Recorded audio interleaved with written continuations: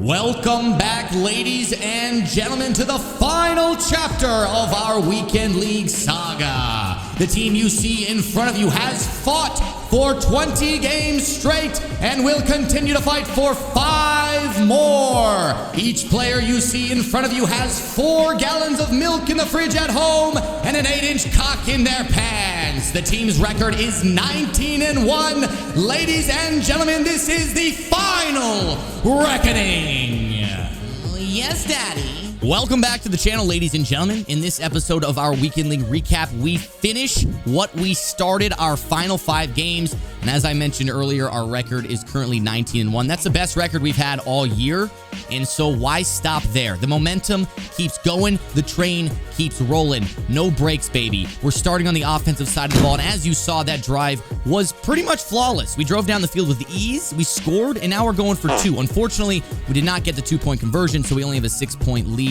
But with my opponent getting the ball, I'm pretty sure we're going to be able to play some nice defense. He's starting off with a run, which I do not like going against the run because I tend to operate out of big dime mostly, and so if somebody finds a run that works against that defense, I have to switch my defense, and I don't really like doing that. Thankfully for us, we stopped the run a couple times after that, and he stopped running the ball. So now he's trying to pass against big dime, and as you can see, we got a sack on first down, sack on second down, and now he's in a 3rd and 32. We're sending the heat once again, and with nothing really open, he's going to take a sack on 3rd down as well. So now he's in a 4th and 34. It wasn't a very big sack, and we're sending the dogs again, not trying to let him get those routes to develop downfield and give him a chance to convert that. We get the sack, get the turnover on downs, but we try to run the ball and get a little too conservative with our play call, and we turn the ball right back over. So now it's his ball again. He's had a chance to catch his bearings. He knows what I want to do on defense, and looking back, that was a horrible decision to go for it on that 4th down. I could have taken my 3, gotten up 2 possessions, and then made him feel the pressure to get points because, I mean, his last drive was horrible. He's already in a 4th down, but because we only have a 6-point lead, it's really not that much pressure. You can go down, get 7 on this drive, and actually have a lead. So I really think looking back, I should have taken my 3 there, but now we got to rely on our defense to step up and get a stop. He runs a wheel route. I kind of saw it coming because I was operating out of a cover 2. I was actually deep halving my cover 3, which kind of turned it into a cover 2. And that was a good dot by him. That told me right away he kind of knows what my defense looks like. He knows where to throw the ball. And then once he's in the red zone, it looks like he's got, I don't know if this is called red zone threat or what the ability is on Moss, but looking at that animation, I'm pretty sure you only get that with the red zone ability. So that's something I'm going to have to watch out for. I don't know if we double team him, if it is going to make a difference, but knowing that Moss has that ability inside the red zone, that's going to make things a lot harder to get stops down there. It's our ball once again. We dot over the middle. A little bit of a risky throw, and with only 20 seconds on the clock, I think best case scenario here, I get 3, and really trying not to turn the ball over at all. We're rolling out Dan Marino, 13 seconds on the clock. We check it down to our corner route, get out of bounds, and now we only have 10 seconds. So we really got 1 shot at the end zone here. We end up checking it down to our running back, which really, again, wasn't a great decision. We were already in field goal range, and so we should have waited to see if that corner route developed and seen what we could have got downfield. But again, getting the 3 points, we at least got points on the board, and now going into halftime, we have a lead. So coming out of halftime, we got a 2-point lead. It's his ball. We switched our defense to nickel 2-4-5 odd, and you're going to see on 1st and 2nd down, he runs with Cordero, takes a couple tackles, and so you know Cordero's tired, and he throws it to the flat, and the computer gets a huge hit stick on Cordero Patterson. We get the fumble, and we pick it up with Mike Haynes, and off to the races. That was a huge fumble right there, and it was a little fluky. I mean, I didn't do a lot on that. That was a computer hit stick, and we just happened to get a fumble. But if he wouldn't have ran the ball on 1st and 2nd down with him, I don't think we get that fumble. So he's got to be a little bit smarter with his personnel. He needs to understand when his guys are tired, and then maybe that wouldn't happen to him. 4th and 10 here. We're running man coverage on the solo side, and he motioned over an extra receiver. I actually think he might have had the streak if he would have just thrown that up, because Moss has like 97 speed on a theme team, and I don't think Ramsey's going to catch up with him if he just lobs that up. But he decides to throw it to the post. We get the crazy interception, and now it's our ball, up 9 points in the 3rd quarter, and our goal here is just going to be to chew clock. And in the process of chewing clock, I throw a blind ass, Stevie Wonder looking ass, Helen Keller looking ass. Can we relate? Can we debate? We give him the ball back. We give him some life and keep him in the game. He goes right back to that wheel route because I was deep halving pretty much every time. And now the game's looking a little different. If he scores 7 right here, we're going to start feeling the pressure ourselves. There's that gosh darn animation to Randy Moss. Take another look at this, boys. We got Charles Woodson, who is morphed with +4 height. He still throws it up, and Charles just gets bitch made, man. That's why they call it getting Moss, I guess. But on the 2-point conversion, we play some pretty good defense. He tries to throw it late underneath, but we are there with our user. And because of that, we are now up 3 full points as opposed to 1. So pretty big user right there. I mean, being up by a full field goal versus just 1 point is a little bit more comfortable. And now we're on the offensive side of the ball. So if we get a touchdown, obviously 10 points is where we want to be with our lead, especially late in the 4th quarter. So we check it down to Jerry Rice, and look at this man go. I don't know if he's on steroids or what, but I would check his piss. If it was up to me, I'm checking that piss, all right? And I might keep a little sample for my personal use later.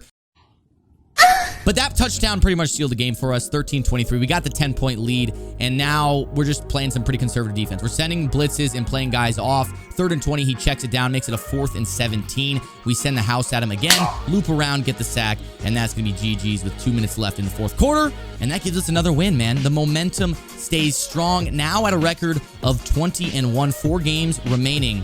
And I think we got this, man. The way we've been playing, I just feel like we're in a groove right now. Like I said, the train doesn't stop. There are no breaks. And I see Raheem Mostert right here with the dirty clock. Hey, buddy, let me clean that for you.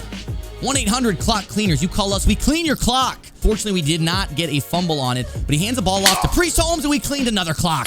2 for 2, baby. Now 2nd and 1. He's going to check it down to Priest again. Bounce off a tackle, and boom!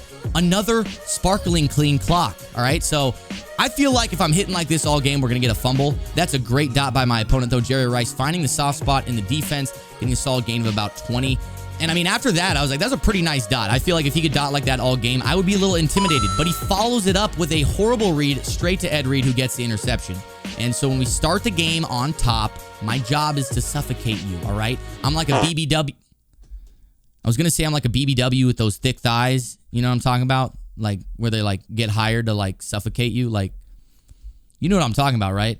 Either way, we didn't suffocate anybody. We threw a terrible read once again. And I don't know what it is with me. I just feel like when I start games, I always have a bad read at the beginning of the game. Like, I don't know what it is. It's like, I got to get the jitters out. I got to lubricate the joints of this well-oiled machine. But Dan Marino fires a great pass on the run, which is caught by Darren Waller. We take it into opponent territory, and now we are inside the red zone in the 3rd quarter.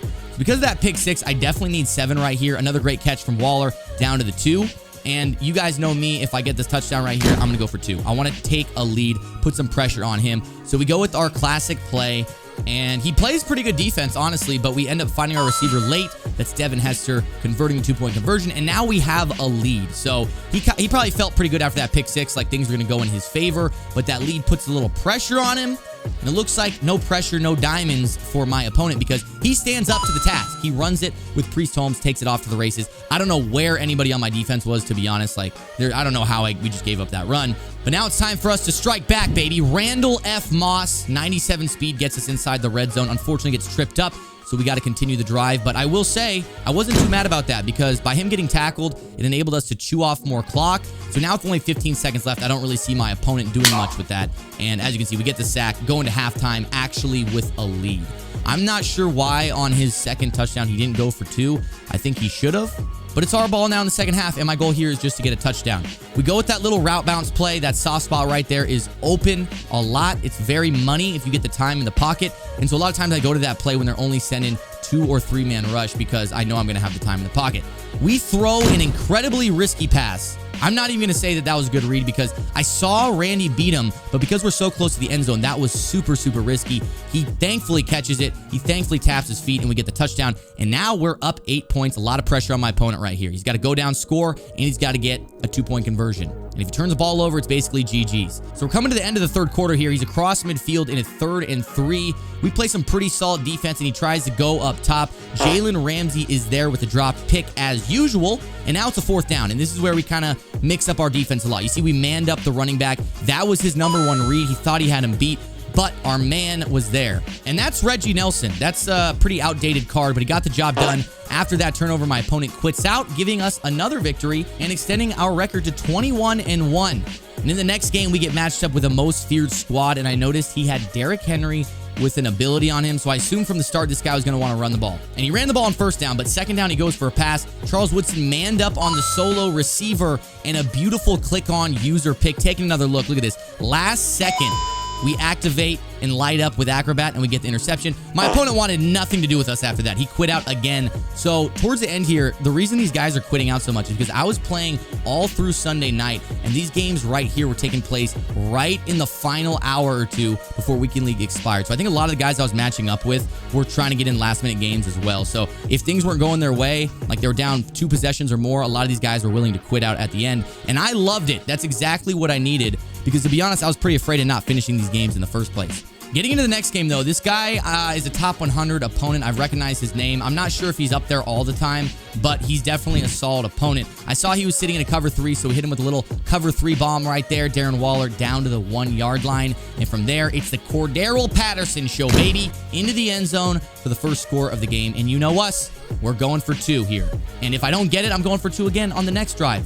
We didn't get it, so I got to go for 2 again on my next touchdown. And that's okay, because the way I see it, I'm going to get at least one of the 2-point conversions. So if I don't get the first one, I'll most likely get the second one, and we'll be back to square one. So it's no harm, no foul right there.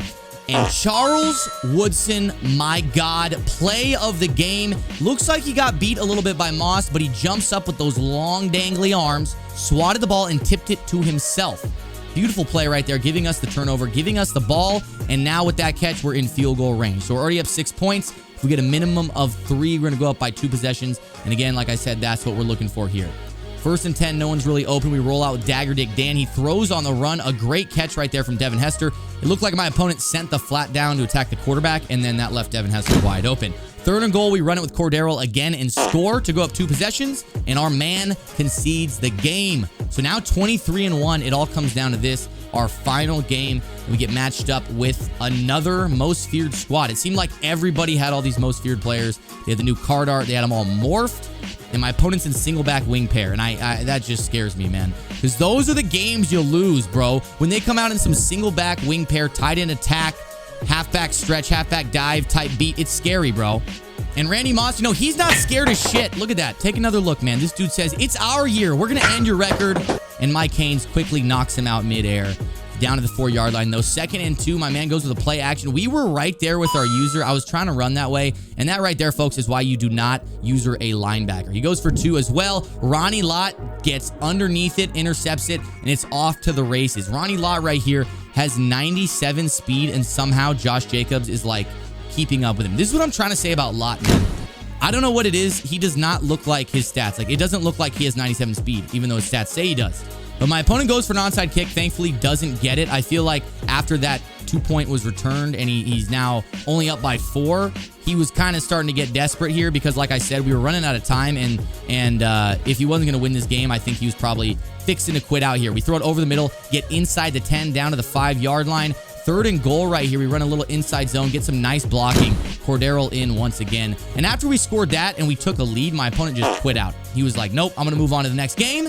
And that does it for the weekend, boys. As you see on the leaderboard, we finished 24-1. Our 25-0 just barely not coming true. But I have a feeling throughout the year we are going to get a few 25-0s here and there. That's the goal, man. Nothing feels better than 25-0. So 24-1, I'm pretty happy with the weekend. Pretty happy that we did that considering we played 25 games in a row. We ranked number 4, which is by far my best on the year. And if you guys enjoyed these Weekend League recaps and you want to see me continue to do them, let me know in the comments down below. Let me know by hitting that like button, and I will continue to do them because the Weekend League recaps are fun, and I know I get the most positive reception from you guys on these, but they are very time consuming, and so it takes a lot of time away from other types of content like streaming and other videos. So let me know in the comments what you guys think. I do enjoy making them, so I am down to continue to do this week in and week out. But I want to hear from you guys as well. So if you did like the video, leave a like down below. Don't forget to subscribe to the channel if you're new, and I will be seeing you guys very, very soon, baby. Oh, yeah. Now I'm on the outside.